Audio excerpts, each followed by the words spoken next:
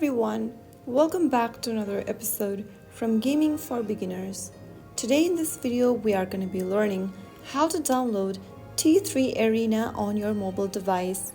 First of all, go ahead and make sure that the device is connected to a stable internet, and once it is, open up your Google Play Store or your App Store. In the search bar, type in T3 Arena. In the search result, look for this application from XD Entertainment Pte Limited, and then tap on the Get button or the Install button to start downloading the app on your device.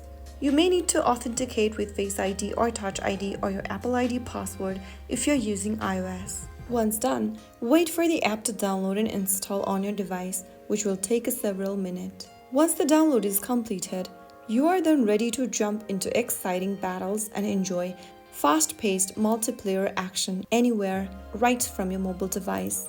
If you found the video helpful, don't forget to like, share and subscribe. I'll see you in the next episode. Thank you for watching.